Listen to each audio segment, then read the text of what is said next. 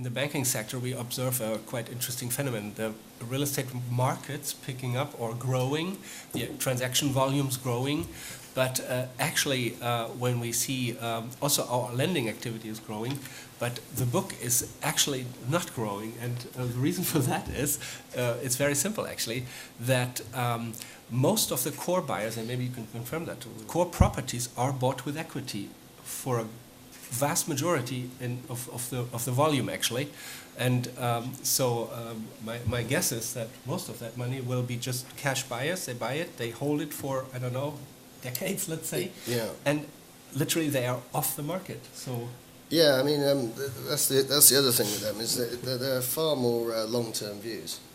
The way they look at things. I mean, a great example is what they're doing at the Royal Docks out near City Airport, which every UK developer has looked at and thought, how am I going to make money in 5 years and get a 20% profit on cost?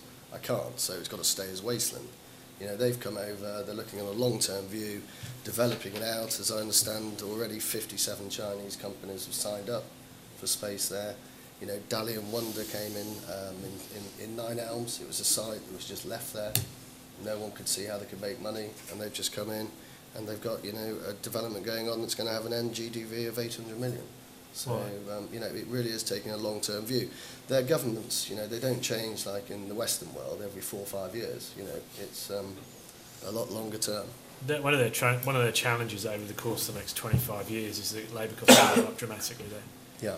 And over time, the way they will preserve some of that labour cost advantage is to depreciate their currency versus the other global currencies. If they do achieve that, storing money in large pieces of relatively stable assets in foreign currency denominated locations is going to be a good way of preserving the country's wealth. Yeah. So I think a lot of it's motivated by the knowledge that they can, over time, incomes will go up. But to maintain a strong comparative advantage when you've got as much plant machinery based in the country as they have, they need to store some money overseas. It's what the Swiss have done for years. Right? Yeah. They wait until their currency gets overvalued, then they export it, buy a bunch of assets, and then you know, watch and then allow the Swiss to depreciate again to get themselves competitive. Yeah. So they're just following a sensible strategy for a sovereign wealth fund, which is to store money outside of their currency base in the knowledge the country might have to depreciate. And the other thing on that is, you know, even though the government is encouraging this outward investment, you know, it is the sovereign wealth funds, state-owned enterprises of China that are able to get their money out.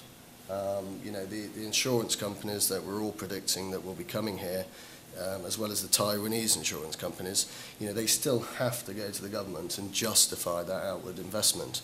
I mean, we saw Ping An come into London, which is the first Chinese insurance company, and buy Lloyd's of London last year.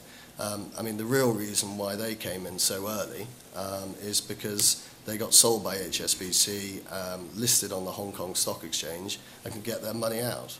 Whereas the other Chinese insurance companies, you know, have to go to the government and get the regulatory sign-off, which is taking time, and they're very nervous about what they invest in. But I do see 2014, the Taiwanese and the Chinese insurance companies coming in and buying big lots in the core locations. And that for you is going to be a key trend that is going to be a major driver in the market, essentially.